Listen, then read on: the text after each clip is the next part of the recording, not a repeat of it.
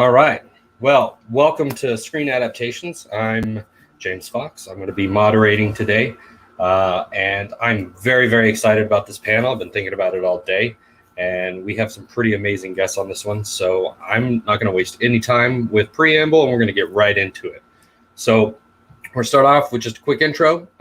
Introduce yourself, tell us where to find you and what you're about. John, why don't we start with you? Sure. I'm a traditionally published novelist and nonfiction author. I adapted my own novel into a screenplay that was twice honored by the Academy. I then interviewed a bunch of authors, screenwriters, directors, and producers whose films have collectively made over $50 billion and put their advice about adaptations in a book called, strangely enough, Make Your Story a Movie, Adapting Your Book or Idea for Hollywood. I'm working on a second edition now and posting the first edition free on my website, makeyourbookamovie.com. Awesome. All right. Jeffrey. Hello. I'm Jeffrey D. Calhoun. I run the Successful Screenwriter podcast. You can find me at thesuccessfulscreenwriter.com. I'm also the author of the best-selling book, The Guide for Every Screenwriter. All right. Daryl. Hi, my name is Daryl Gabonia. You can just find me on my personal Instagram at DK Gabonia. And I'm a screenwriter. I've adapted a book series into a pilot script that's being read around, and someone's actual personal life story, which I've never done before, which was pretty interesting. Yeah, and some other things. Yeah. We're going to talk about that for sure. All right, and I'm James Fox. I'm author and screenwriter, and just moderating this panel, and I'm kind of the small fry here, so don't be too mean to me, you guys, and we'll kick this off. So one of the first things I want to talk about, and I get asked a lot, kind of straddling both worlds between author and screenwriter, about like the process, right? So I would like to talk about points of view, because we have a lot of different points of view in this panel. So I'd like to talk about kind of your point of view on the whole process of tackling an adaptation. If you guys are okay with it, I'd like to work backwards. So we'll start with you, Daryl. Sure. Can you specify your question again? What's the process like for you as a screenwriter working with an author? Well, obviously the first thing I want to do is read the book several times. Then I'll usually go through where I think the story beats would be, as far as like, if it's a movie or a pilot, it's very different. But I'll just talk about how when I helped adapt Catechol,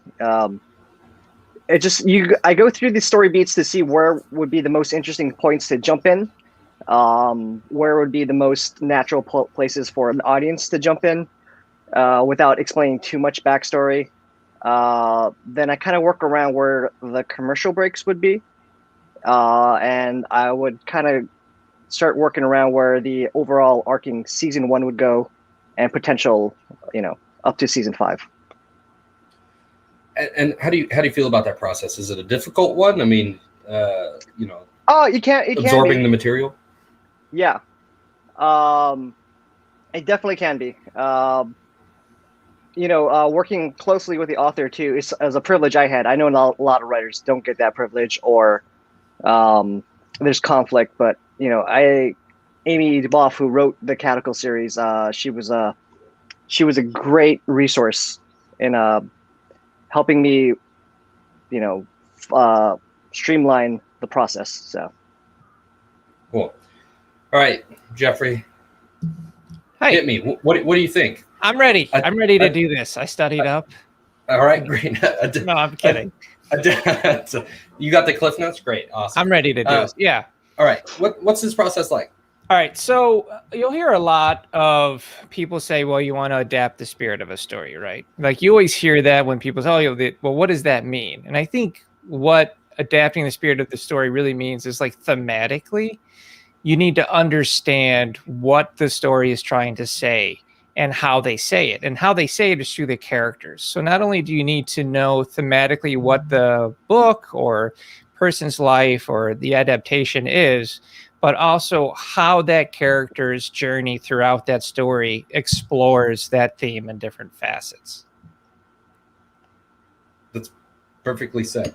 I like it. And I think that that's something that a lot of people do say is capture the spirit. And kind of stole one of my questions. Like, what is the spirit? Like Oh, sorry. yeah. No, it's fine. That's great. All right, John. Yeah, I heard your question a little bit differently as far as what it's like for the author and what it's like for the screenwriter. Coming up with the story is the same. Structuring the story is, or should be, largely the same. It's the execution that differs. Books are all about a deep dive into characters, relationships, and worlds, and expressing things with a kind of richness of detail that only books are capable of. Screenplays are about economy, getting the maximum impact with the fewest number of words on the page. Because now you've got maybe 120 pages instead of 250 or 500 or whatever, and you're limited to what the audience can see and hear, which is why movies tend to focus on external things you can point a camera at. So you go as deep as you can with the time you have. That doesn't mean the movie has to be a pale reflection of the book. It means you have to do things differently, maybe hit the same notes in a different way, or get your hero from point A to point B in 5 pages instead of 50. And I find that doing that can actually give you or the author, if you're working with an author with an adaptation, new insights into the story, give them ideas they never would have thought of if they were only doing a book, which can then be incorporated back into the book to make it better. So there's a kind of synergy going there. And of course, as mentioned, you want to keep the beating heart of the original alive and well in the adaptation. Yeah, so that kind of is a perfect segue into my next question, because they are two very different mediums. You're almost opposites, right? You're trying to do two totally different things in with the story, and that can be tough. That can be tricky. I mean, especially for my most recent journey, going from screenwriting to novel writing. I think my first chapter covered almost an entire script worth of material, and I was like, wow, my pacing is completely off. And I actually had to unlearn how to write screenplays in order to write the novel. And it took 10 chapters. And then I finished that and went back to screenplay writing and was all messed up. So, so it's interesting that this, as I think that this type of collaboration is very unique in that you're both dealing with a story, right? These things happen. We care because this, but the way they get executed are completely different. So let's talk a little bit more about that, and we're going to again work around the other direction. So John, go ahead and start us off so that you can continue that thought of, what's the best way to collaborate between a screenwriter and an author to try to achieve the same thing? Well, ideally, in constant communication. It doesn't always happen that way, particularly if the author and the screenwriter get together after a studio or a buyer has become involved. Sometimes it goes the other way. Leslie Dixon, for example, just massively A-list screenwriters. A recent thing she did was Limitless, adapted from the book The Dark Fields by Alan Glynn. I talked to the two of them for Make Your Story a Movie, and they had like 1,500 emails between them during that process. I wouldn't say that's something that you can generally expect, if a buyer's already involved. But if you're getting involved with the screenwriter before that stage and putting together a screenplay to offer for sale, sure, there should be a constant back and forth between the author and the screenwriter. Sometimes when you sell book rights rather than a screenplay, which incidentally go for far less money than a screenplay, you don't really know what's going to happen to it. You don't know what the first draft of the screenplay is going to look like. Whereas if you're working with a screenwriter to create the first draft, even if you're not writing on it, but consulting constantly along the way, at least you can control the first version of that story that any buyer is going to see. And so if they differ from that later, then they move away from it later. But at least you know that your vision will have been seen by the people who are looking to make a movie. The same story is going to play differently on page and stage. Series can go into more depth than features simply because they have more time, but nothing's going to match the depth and breadth of, say, Lord of the Rings. And obviously, that doesn't mean the screen version can't be magnificent as well, but they're different beasts. People who do not read books, people who literally cannot read books, still watch movies, which is why they're kind of the global campfires of our time. Yeah, I like that. Global campfires of our time. Jeffrey, what do you think? Yeah, I mean, I totally agree with him. Leslie Dixon is brilliant. So she's an amazing screenwriter. And you have to really know the source material in and out. I mean, you almost, and not just know it, but truly understand it on all the levels it's written. And then, because I've adapted books for screenplays, and I mean, I had to adapt a Game of Thrones style faith-based novel into a screenplay when I was like, okay, this is something I haven't ever, you haven't really had to do before. It was so in depth. And it came down to like weekly discussions with the author and what their expectations were, what I could provide. I then did an outline, provided them with the outline of here's the major beats of the story we can hit. But it also has to come down to like you have to cut a lot of the fat of the story out. I mean, that's just plain and simple. You have to remove, some subplots, some supporting characters. You have to combine supporting characters. You have to do all of these different things in order to turn that apple that is a novel into an orange that is going to be a film. So you're doing that adaptation process. I mean, I was thinking about the film A Private War with Rosamund Pike, who played Marie Culver, the journalist, the war reporter. And it was an adaptation of her life story. And people complained about, all the different characters weren't there. One of her husbands were cut out. Well, yes, because that part, it might have mattered to her life, but it didn't matter to the story we were trying to talk about. And again, coming back thematically really helps you find that through line for the whole story. All right, Daryl, what do you think? Well, I think John and Jeffrey put it perfectly. That a novel has a lot of time to, I don't want to use the word meander, but you get into the brain of the characters, and you can go on about, you can expand a certain point, a situation for pages. But in a screenplay, it's so much more economical because every page costs money. And like, with I mentioned earlier, with if you're doing a TV series, you have to think about commercial breaks, and hooks, and things that lead on to episode 2 and episode 3. Keep people invested. I just think I think what they said was just perfect about how it differs and the process of adapting. So now let's talk about the dark side of it a little bit. Let's talk about some of the pitfalls and some of the things to avoid, because I know that how many hours do we have? Yeah, it's definitely a process, and I think that constant collaboration, constant communication with the author is very critical. Having done some, especially like true story adaptations recently, it's kind of a unique situation to tell somebody who's lived through these moments. No, that doesn't matter to the story. They can get a little bit hurt sometimes. That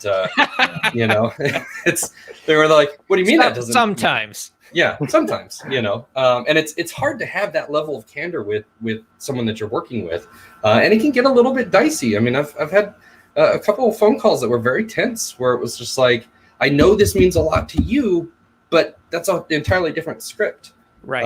That has nothing to do with what we're talking about here." So let's talk about some pitfalls, and things to avoid, or maybe some anecdotal. I don't want you guys to name drop bad experiences, but maybe some stuff that you found challenging, because I think that adaptations are a very unique medium, and they have a lot of great potential, but they have the potential to crash and burn too. So, Daryl, we'll start with you. Yeah, I think, man, I don't want to sound negative, and just in case the people I've ever worked with are watching this, but adapting a real life story was really hard, because you want to do the warts and all aspect, but the person doesn't really want to show, any person doesn't want to show their warts. Like if you're adapting a story about me, and you want to hey, let's concentrate on this failure of your life or this insecurity, I might be like, I don't want to put that in the screenplay. That makes me look like a jerk or makes me look weak. But I'd like to write your adaptation, by the way. Oh, it's going to be very boring. But it's like, but those are the things that the audience really relates to, because the audience, you as an audience, yourself personally, that you have weaknesses, you have flaws, and you want to see someone overcome it. So that's a kind of a hard thing to express to someone who's like, like, this is my story, I want to be the hero. Like, well, you can't just be Superman, because Superman's not very a compelling character. Right. I mean, the most interesting characters are the ones that get rocks thrown at them constantly, right? Yeah. So yeah. And they rise above and win in Act 3. That's the story. Right. Right. All right, Jeffrey, what do you think? I think Daryl's right. I think any kind of adaptation is not going to be technically a true story, which is why we always say based on real events. Liberally based on should be probably more accurate, but we get away with that. Inspired by. Yeah, there Inspired it is. by. My Yeah, there man. it is. Inspired by. All right. So true story adaptations are interesting, especially in the indie market, because everybody, I don't want to say everybody, but several people feel they have a unique story. And they want to find an indie writer to help adapt that, and then they want to try and get funding for it. This is kind of the pattern I see a lot. And one thing, I will have a honest discussion with people. Oh, I lived this incredible life and this incredible story, and I like to be honest. It's simply like, your story is no more interesting than anybody else's. Like, the human experience itself is interesting and unique. You could be a dude who's lived in his mother's basement for 40 years playing World of Warcraft. That could still be an interesting and compelling life story. Whether that, or if it was like a private war where you're off, doing a reporting in Iraq. So anybody could have a unique story. So it comes down to our job as screenwriters to make that story really interesting and compelling, and to weave a narrative around a character that can, get an audience behind them, as Daryl says, win in Act 3. So I think that is hugely important for us to be able to get on that level with the client per se, and a lot of the hiccups that I run into, or that we run into, really it comes down to ego. I mean, their ego is that I want this story told this way perfectly, and potentially a lot of control around it, and then the screenwriter has to check their ego. Right. And not have the, well, I'm this writer and this is the story I want to tell. And then you have this conflict. It's, how do we come together and tell this story? Not only that it honors what your experience was, but that it provides value for anybody watching it. Right. Because you don't want to just have a vanity piece where it's about this person's life and how amazing and wonderful they are. That's going to go nowhere. Nobody's going to watch it. But if we can create a story that has meaning and has something in it that people can resonate with, and then maybe discuss as they're walking home from the theater, you've had a success there. Yeah, totally. John, I want you to answer, and then I'm going to throw a curveball at you guys. Okay. Couldn't agree more with both of those. I will say you can do Superman, but he's got to have a kryptonite. As far as true stories, something I got from Susanna Grant, who did Erin Brockovich. She said, yes, you can put every moment of a character's or a real person's life on the screen, but it would be stultifying and dreadful to watch. So you have to get to the core of the story and what it's about. And then that, to her, looking at Erin Brockovich's whole life story, to her, it was about somebody who didn't fit in anywhere, but all of the reasons she didn't fit in anywhere else are what made her perfect for the thing that she wound up doing in this story. And that's, the kind of core of the story that she built everything around. But to get back to what are some things to avoid, agree with what's been said. Just to pick things up at the very beginning, you got to get someone's attention. You got to get them interested in the story before they're even going to look at it. So I would say if you're interested in selling to Hollywood, avoid stories that can't be pitched in a 10-second logline. You're dealing with enormously busy people who have to get your story's concept immediately and then decide whether to read the actual story. This is true of book agents as well, and to a lesser extent, readers. Look at it this way. As an agent, publisher, producer, or bookworm, I can read 1,500 loglines in the time it takes me to read a single script. Probably 3,000 loglines in the time it takes to read a typical novel, which may be a terrible novel. So it only makes sense to read the log lines and use those to pick and choose the stories that seem worth reading. Because if an author can't write a coherent and compelling one-sentence pitch in a 10-second log line, why should I think they'll do any better with a whole book? Which isn't exactly fair, because book writing and pitch writing are very different skills, and it's perfectly possible to be stunning at one and suck at the other. But that's the way it is. You need to be pitchable, not only to get the first person to read your book, but so they have a way to quickly and concisely tell their boss or coworker or friend about it, why they should read it, what's it about. Here's 10 seconds on it with that log line. I have sort of a how to write a log line article with examples on the website. But you want to put this on the back of your book cover too, because the first thing people read, you want that to summarize your concept, who the story is about, what their goal is, what the obstacle is that they must overcome in order to reach that goal. And that's it in a log line. No names, no dates, nothing like that, unless they're historical figures, because at this point, names don't mean anything to the reader. You know, it's Joe Blow who does such and such. They don't know Joe Blow. They don't care about Joe Blow. Tell them about the concept. Who is this guy? What's an essential quality of this person? What are they after? What's their goal? And what's in the way of that? And that's your conflict built right into the concept. And that should be the first thing anybody sees. Or they're not going to see anything else. Because if they don't like that, they're gone on to the next thing. Right. Yeah. All right. So curveball that kind of dovetails with what we're talking about here is, sure, you know, this whole based on, inspired by, you know, window of opportunity that we have. How far is too far? You know, like what can you fabricate as a screenwriter? How much should the screenwriter push in either adaptations of novels or true stories? And I'll just open this to the floor. We're getting comfortable now. Let's just rock and roll. Who's ready? I would say with the adaptations I've done, it's always just been about making the story more efficient. So if I've had to combine characters or events or rearrange, like I did a life story of a woman, this has been optioned and they're slating it. Then COVID happened, but I mean, it was like a 16-year period. So I had to kind of come up with this unique timeline and then create instances that, again, reflect the situations that she went through, even though they might not have happened exactly, but staying as true-ish to the events as I could. I don't think you want to go too crazy and shy away from the inspiration of whatever the scene or the character of the story is. So yeah, it's definitely a fine line, and I don't think I have a definitive a line that you can cross. I almost feel like that's a little bit of the art there. Yeah, I feel like I mean, you do want to stay true to the source material, but then at the same time, like I personally want to do this, but I know there's a lot of adaptations that are nothing like the source material.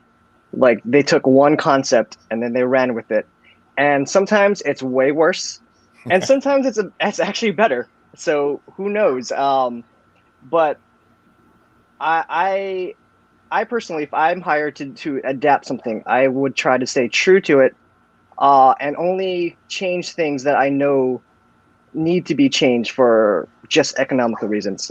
You know, as far as like, well, this character, like I think Jeffrey said it earlier, like, you know, this character and this character are so similar, they need to be folded. We can't hire two people. You know, that's an extra $50,000.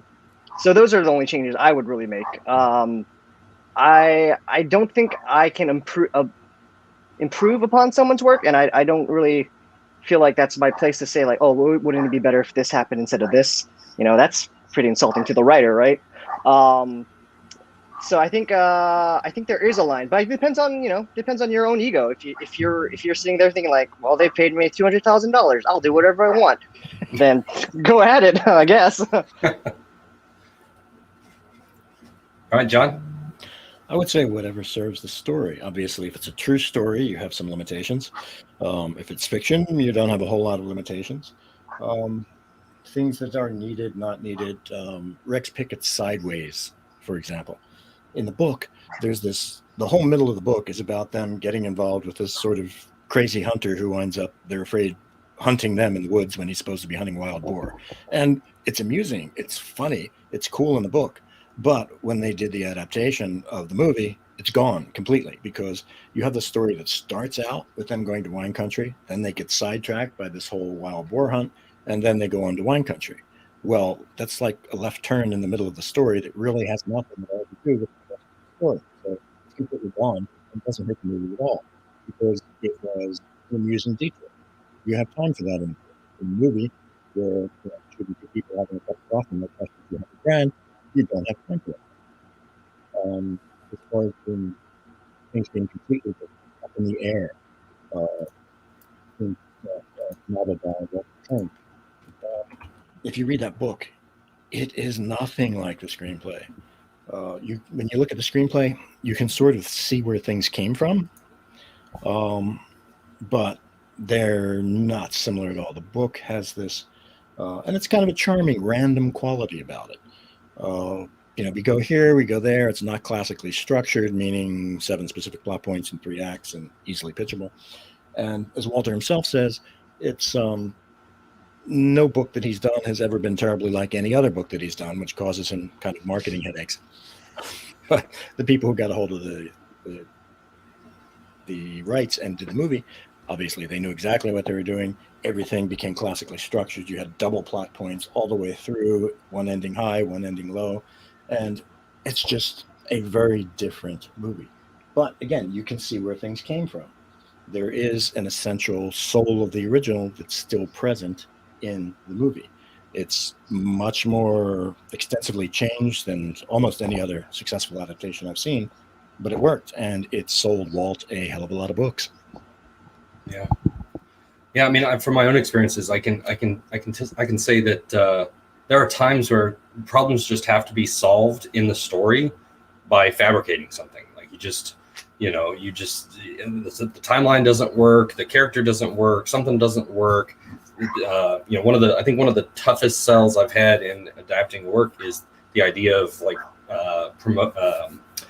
creating an entirely new character so that our main character could be more relatable, because the character was just so kind of one note that it was just like, okay, well, we need something here. Like, we need something that the audience is going to be able to say, okay, I can relate to that. I know why he's doing those things. So it's got to serve the story. I think that's the crux of it. You've got to be able to say, yes, I can see the what really happened, but there were some dramatic flair thrown in there. All right, so for screenwriters that are interested in doing adaptations, what's the best way you think for them to reach out for properties? I'll start, because I have got the best story of this, and it's a very quick one, where I reached out to someone about a property that I knew that they were shopping around for adaptations for, and I reached out and kind of threw my hat in the ring and got my teeth kicked in by their agent, by their manager, by them, by their lawyer. It was phenomenal. My phone rang off the hook for a week. And all I did was I sent out an inquiry letter. Like, it was just a very kind of whatever thing. And it was a disaster. And I Who was were you to like our story? Well, it was very weird. And I didn't feel like the response was warranted, but Wow. It was also kind of the first time I'd done anything like that. So I just kind of pumped the brakes on that whole thing. I was like, all right, what? I'll let them come to me. That's fine. So, as how do you want to be approached? How do you want people to or rather, let's first, how would you approach someone to do an adaptation? And again, jump out there. All right. Well, I mean, I usually get approached.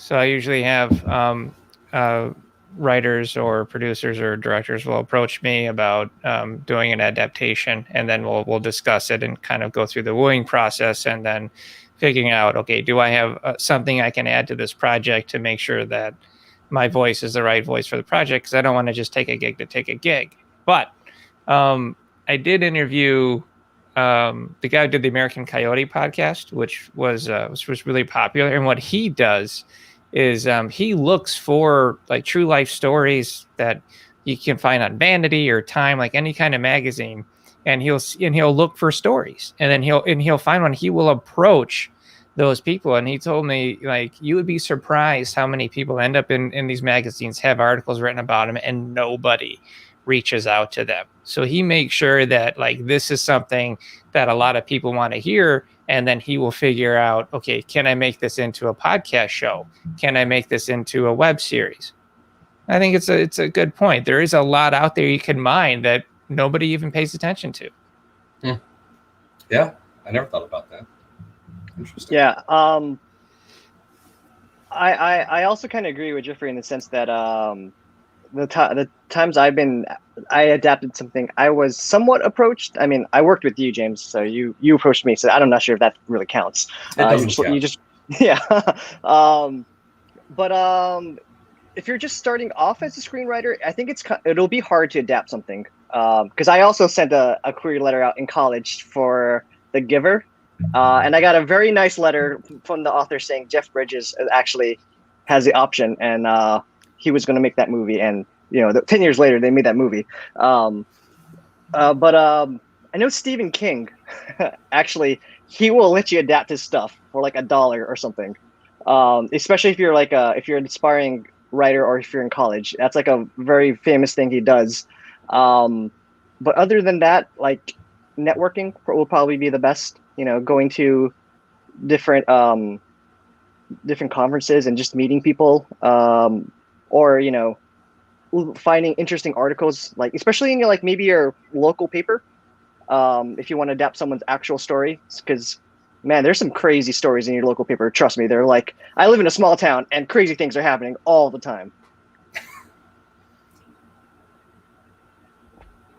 All right, John. Well, you can find things anywhere. Fast and Furious is based on a magazine article called Racer X. $1 Million Baby was based on a short story by FX Tool. As a screenwriter, pitch yourself and how you see the story. Be upfront about what you're offering and what you want, which is presumably an option on the relevant rights. As an author, you need to find someone who can do a good job. And you can't just look at the writing credits on movies and series you like, because by the time you see a name there, those writers already belong to the WGA, which means they can't take, for example, a feature screenwriting job that pays less than about $130,000, which most authors can't afford to pay. So if you're looking for someone to do a screenplay adaptation, you're approaching them, you need to look at things like screenplay contests. Even that can be dicey, because a lot of those contests are, like a lot of book contests, just there to make money for the people running them. Somebody's got to win, but that doesn't necessarily mean the script is terrific. On the other hand, the same academy that hands out the Academy Awards runs the most prestigious screenwriting competition called the Nicholl Fellowships in Screenwriting. If I may be immodest, I've hit the top 10 there twice out of something like 7,000 entries. So you could look at those people, me or other people. Basically, you want someone who has the chops, but who also hasn't yet hit the big time and written Avengers 25, because those people are unaffordable unless you're Marvel. Right. Yeah. So, as a screenwriter, what's the best way for authors to find screenwriters to work on their adaptations? I mean, if they were just going to hit the pavement tomorrow, short of like going to the Nichols Fellowship website and just scrolling down the list of top 10, what's the best way for people to connect? You mentioned networking or whatever. Where? Network where? Like, I know so many authors that are like, I want my series, my book to be, a TV series or feature film or a trilogy of feature films. Who do you know? And I send them all to Daryl. So Daryl has told me to stop. So, I'm looking for help here.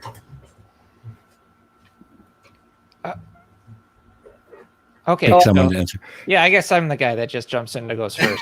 I'm the guy that chips the ice away. I let these two guys think about answers. I'm just going to come out.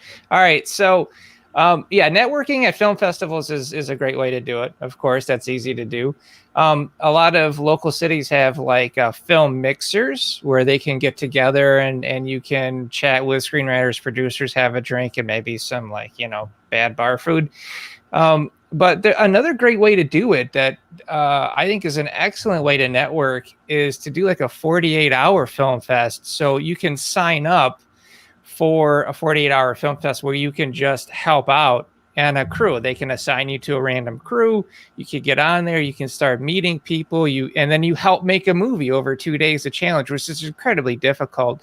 But it is an awesome way to start kind of working your way into that local film community and then kind of branching out from there. I think that's a good way to kind of get into it, get your hands dirty a little.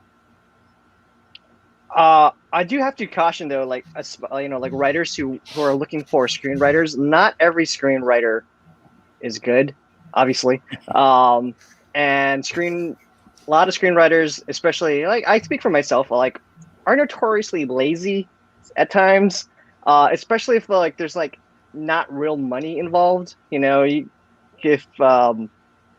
Or I don't know,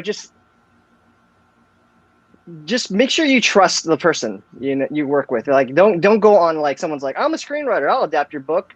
Give me X amount of money. And you're like, oh my God, yeah, this guy is gonna adapt my book. We're gonna pitch it to Paramount and we're gonna be on Paramount Plus. It's gonna be amazing. And and then nothing ever happens because I lived in LA for quite a while and I met a lot of screenwriters who pitched a lot of ideas and then never went anywhere. Lots of screenwriters just like to talk about it and not actually do the work. So vet your screenwriter. Make sure they're legit if you're an author looking to work with someone. Can I come back in on that? Yeah. Yeah, I was assuming, which obviously is perhaps not always the case, that you're looking for someone to pay to do an adaptation for you. If you're looking for someone to do it for free, you may have luck, but as was just said, you may wind up with someone who's, it's on the back burner. They'll get around to it sometime. Meanwhile, they've got an option and you can't do anything else with it during that time period. Screenwriters are like anybody else. They got to keep the lights on. So there's only so many free jobs they can do and still feed themselves.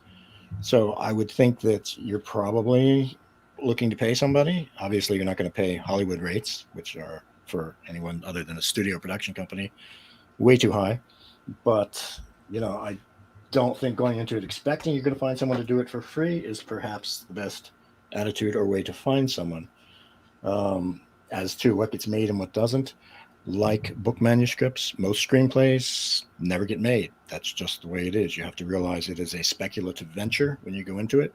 You put your blood, sweat, and tears into a screenplay the same way you do a book. If you're having someone else do it for you, maybe you're paying them as well. And you don't know how it's going to turn out. The only guarantee is the better the screenplay, the better its chances of selling. And something to allude to something I said earlier, you go out with rights, they're not going to sell for probably a 10th, a 20th, maybe less, the amount that a screenplay will sell for. Average screenplay, first timer, sells for $300,000 to $600,000. Occasional forays over $1 million every year. Rights could be a couple of thousand maybe, unless you're some kind of runaway bestseller to begin with. Yeah, I think a lot of people don't realize that life rights, like they think it's a good cash in, but it really isn't. They're not going to get a lot of income from that. But John, I thought you were going to defend yourself. Daryl called you lazy, man. He said some screenwriters are lazy. No, he was talking about me. I know. I was talking about me and I was like it's going to get hot. Took me 4 months to do. No, it's great. No, but I think you guys are absolutely right. Daryl and John are brilliant. But also to cap off on that, anybody can call themselves a screenwriter, just like anybody can call themselves a producer or a director. I've had plenty of gigs when I first started this over 15 years ago from quote producers that they weren't producers. They just wanted a free screenplay written for them that was going to go nowhere anyway. And absolutely, you can get screenwriters that are just starting out and developing that don't really know the craft yet. And so they're probably not going to give you a great screenplay. Maybe 20 years from now, they might. So you got to test it out. And a good way to do that is, you could, ask to give them notes on one of their scripts or something like that. Then you can kind of get a taste of who they are. As far as producers go, of like who's good and who's not, it's easy to find out through, I'm just going to say locally through reputation. Like if locally people know who's legit and who isn't. Yeah. I'm gonna jump out there and say, like, I have written scripts on spec. I have written things for free. I've taken on projects because I believed in the source material. So just because you don't have money to hire somebody, that doesn't necessarily mean that somebody wouldn't be willing to do it. I have gone into meetings knowing that there was no money, knowing that I was going to say no, knowing that I was already overburdened and overbooked, to walk out having signed paperwork to do it for free, going, what just happened? I had no idea what just happened. They sold you. They sold me. Yeah, where I walked out going, no, this story is going to make the world a better place, and I would be a jerk if I said no to it because it's not unpaid. So I think that, and those wound up being great experiences. Right, that's the thing. So like, don't be scared to ask, but expect to have my experience and be kicked in the teeth for a week. So can I butt in on that? May I? Yeah, sure. I know you're moderating. I'm sorry. No, you're fine. Just to talk about paid real quick. If you do get brought onto a gig and they want to pay you deferred, which is like back end stuff, which by the way you'll probably never see, but we don't need to get into Hollywood cooking books and stuff. If you're not getting paid on the project and you really want to be part of the project, is anybody else getting paid on the gig? Because if they're paying a camera guy, if they're paying lighting, if they're paying special effects, then you should be getting paid. And I just want to make that very clear. I've seen that happen to screenwriters. Oh, well, it's a writing credit. Yeah, but everybody on crew's getting paid by you, dude. So I always think, keep that in the back of your mind. I know that's a little off topic and I apologize. I just wanted to throw that out there. Have you seen Harlan Ellison's riff on that? No, sir. Yeah, not safe for work, the language, but it's not paying the writer. Yeah. I guess I'm going to look it up then. As far as people who don't have the chops, that's the reason I suggest that, if you're unfamiliar with the world and you don't know the people, use someone else's judgment. Use the Academy's judgment of who's up and coming. Then you don't have to figure out, who's got some talent and who hasn't. And, it's just a shortcut. Yep. All right. So we've talked about some of the bad. We've talked about some of the ugly. What's the best experience you've had working on an adaptation? Okay. Good. Go for it, Daryl. I'm first this time. Get it going. All right. I got to say, I'm just a sucker for positive reinforcement. Like my favorite teachers ever were the ones who are kind of hard on me, and then when you finally get through, and they're like, "Good job, kid," and it really means something.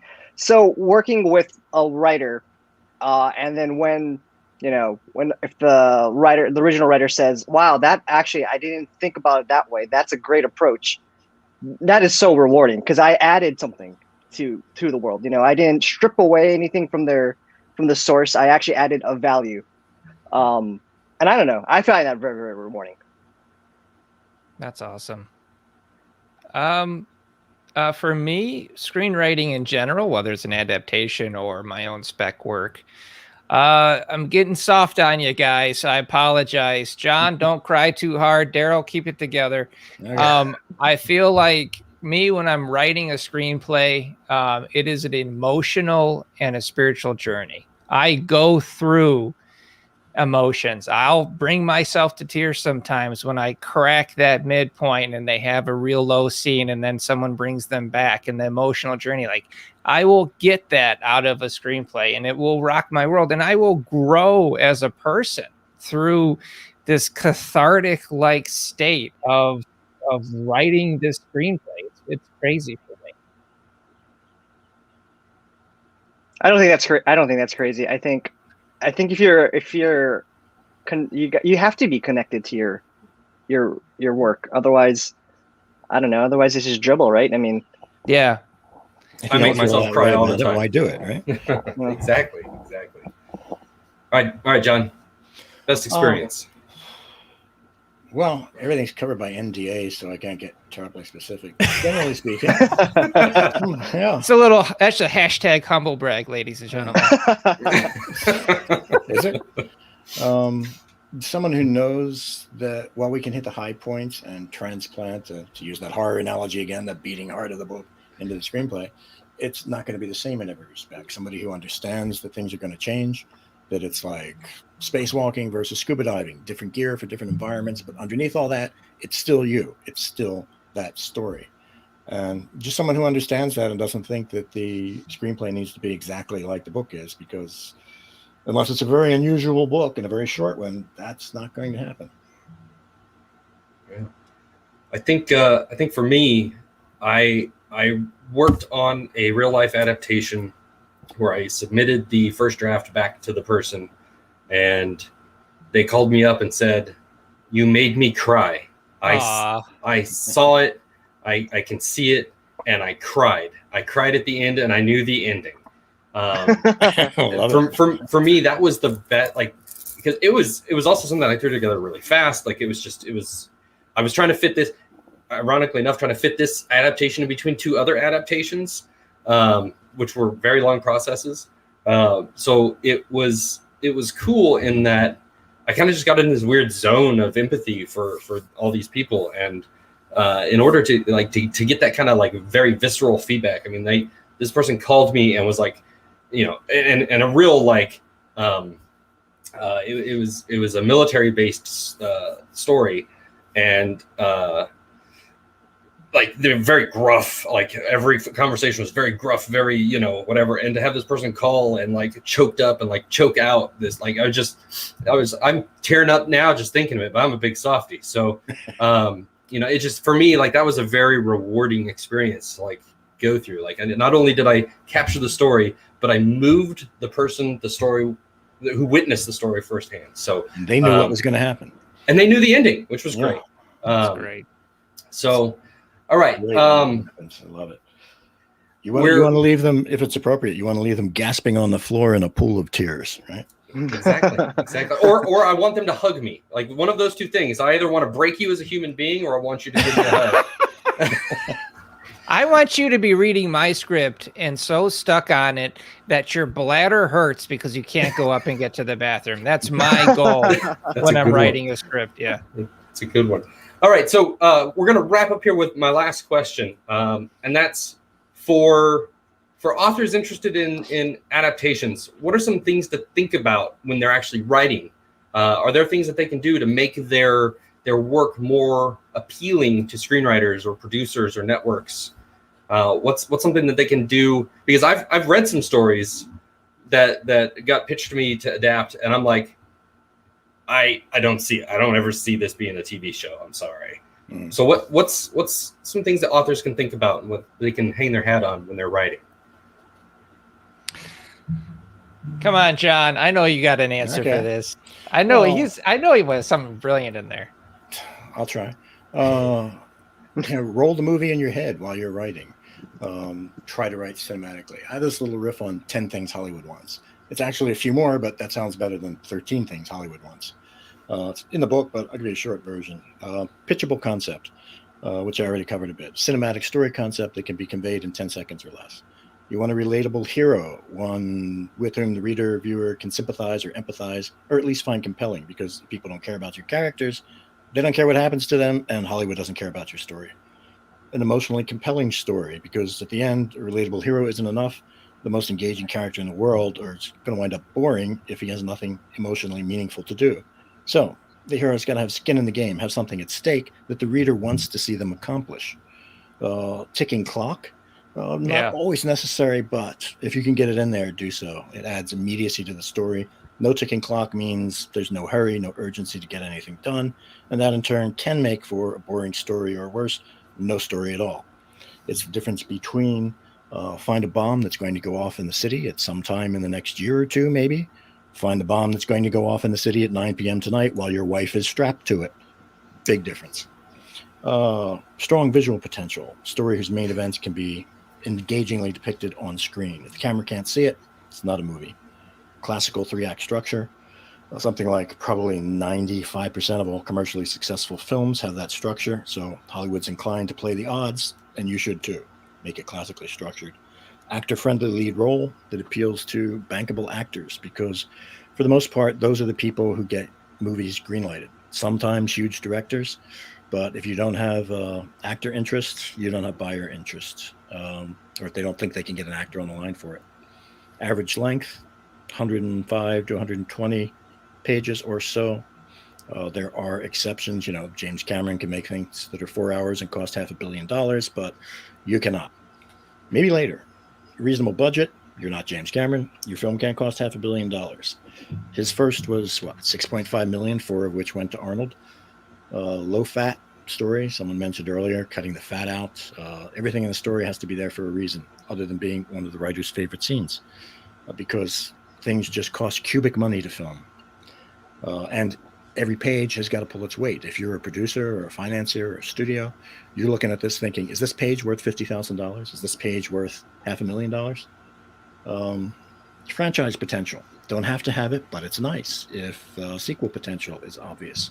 It can be a big advantage, particularly at higher budget levels where they have to put a lot of money into it and they want to keep getting money back.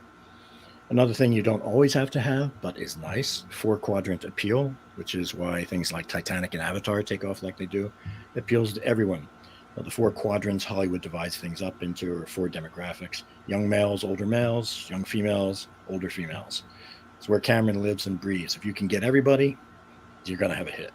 If you can't get everybody, and you might not even try because it's just not relevant for that, go for the quadrant that you want as hard as you can. Don't pull back. Just throw everything that you can think of to appeal to that quadrant into the story.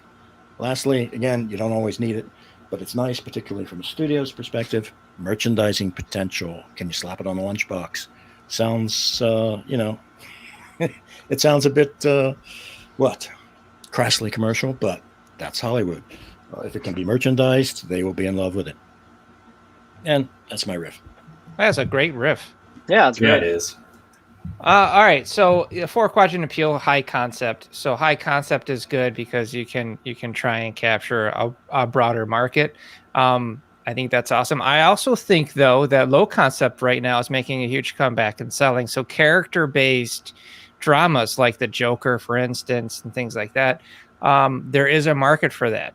So if you can come up with a low concept story around a central character that is exploring something of a universal human truth that we all have to deal with on one level or another, like loss, or like the Joker explored, mental health. Well, everybody at some point has had some form of depression or sadness. And if you haven't, I don't believe you, or you're on a great medication regimen, and stick on it. So if you're you on can a roll come, and it's coming. So where's my dosage? All right. So stick with that.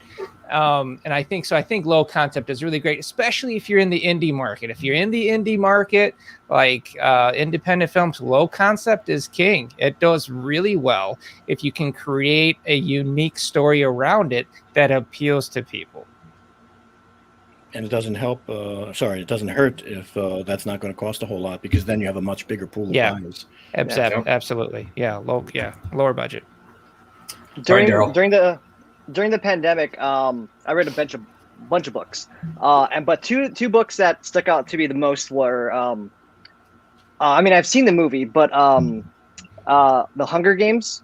I had never read it. I read it, and as soon as I finished it, I was like, no, duh, this was a movie and a hit. The whole book feels like a movie. It's the pacing, the action, everything about it was perfect. It was, if you're looking for a great sample of what kind of book is going to get adapted to a movie, The Hunger Games. It was blew my mind. The second book was Sharp Objects by Gillian Flynn, which was made into an HBO series, and I think that's a great book, especially because both of you just mentioned low concept. And if I just gave you, if you've never heard of anything about the book, and I just gave you the log line, you'd be like, this is exactly like a million other things. But the book and the character, especially the main character, it is so compelling that it just jumps out in the first page, doesn't let up the entire time. It wraps you up in this mystery. And I could definitely see why Amy Adams took the role and won awards for it. It's just the character drove that kind of this blasé murder mystery to a whole new level. So for writers out there who want to get their things adapted, I would say it's all about character. High concept, low concept. If you're a character doesn't even have to be a noble character, because Amy Adams' character was the main character is very, very messed up with deep psychological issues, and that's what makes the whole story work. Yeah, like John said, if there's an actor that wants to be a part of it, it'll probably get made, and that was one that just jumped out to me. So there's no way I'm going to be able to follow up those three answers. So I'm just going to go with something practical and short, because we did get a Discord question that I want to get to. We got several, but we only have time for one. So my comment is, be careful of how much headspace or internal dialogue you have in your book. It's very hard to show people thinking, right? So I always stumble when I'm working on an adaptation. When you hit like these really long internal monologues, where it's like, I don't know how to show them thinking, That's all I got. So it just, if you're writing and you're interested in adaptations, like, it's good character development for sure. Just know that it's a challenge. I mean, it has to be approached in very unique ways. And I've had it happen where the way I wanted to show it, the author wasn't interested in doing. So it was like, okay, well, I don't know how you want to do this then. So just something to be aware of. All right. Can I respond to that? Yeah, absolutely. Go for it. I was just going to say, at the same time, don't cripple your book because you want to make it cinematic. If the book calls for that kind of deep interior exploration, do it. Just if you can add the cinematic elements as well, do that. And we have now seen where you can put anything you can think of on the screen. The Matrix, basically, most of those movies take place actually inside someone's head, but they figured out a way to put it on the screen. Yep. Not all interior novels are suited to that kind of thing, but something to keep right. But you don't want to go full Dune where you have nothing but weird voiceovers, Yeah. So, which Dune? Yeah. Well, yeah, the Geiger one. I just recently rewatched that on HBO Max, and that movie's nuts. That's wild. The David Lynch version. Oh yeah, when I was a kid, I thought that was so good. Although I loved it. Well, don't watch it again then. I realized the characters were window dressing. I mean, the most compelling moment is when it's Paul and his mother alone on the sand running from the worm. That's and all the theater is stripped away, and it's just down to the human element and those characters you care about. But I recently tried to rewatch the movie, and I don't think what I did when I was much younger. I'm not going to watch it then. Okay. No. So this question, I think we can answer this pretty quickly. We've got like 2 minutes, but I think this is a good one. How big does a novel have to be before you get scared of adapting it? Big lengthwise? Lengthwise, yeah. I don't know. Fear's the mind killer. There you go. You're welcome, ladies and gentlemen. So when you're talking about length and adaptations, like I know that like I personally don't get scared of big like series or anything like that. But to me, it's more about the author, right? So if the author's like, okay, well, I have 48 books that are all 150,000 words, and I want you to adapt every single chapter into a series. Okay, well, let's pump the brakes. But if they're willing to work with you and like figure out a way to bring it together in a cohesive manner for the medium, then great. Then length doesn't matter anymore. So I just got out of a meeting with that guy. You too? My goodness. I would say think of doing it as a series before you think of crunching the book down and losing a lot of good material. Sure. And be open to a series or whatever. And on the flip side, like short stories don't scare me either. I mean, really what scares me is working with the author and how they're going to respond to my approach or suggestions. That's the part that I get scared of. I'm not scared of it. I would just be like, does your book have enough content or does it say anything that should be adapted into a screenplay? Like, are all the base materials there for a compelling story, or do I have to come in and basically like fill in the gaps? Yeah. I wouldn't be scared. I have two approaches. One, a more novel approach, or a more noble approach. Is if I really like the author and I really like the story, and I find a lot of potential, I'll probably be undaunted and I'd be like, we can do it. We can make it work. Second, the more crass answer would be, what is the paycheck like? Because if the pay is high enough, then I'll do anything. You want to adapt this 12 series book into something? Yeah, let's do it. You paid me, I'll do it. I love it. All right. I think that's it, everybody. It's been an awesome session. I'm very, very pleased with the content. Hopefully through all the sarcasm, people got something good from it. There was sarcasm? There was. Yeah, I feel targeted right now. Watch out for the Gom Jabbar. I don't feel safe. All right. Thank you, everybody. And thank you especially My for pleasure. all the panelists. Thank you, everybody. It's been fun. See you soon.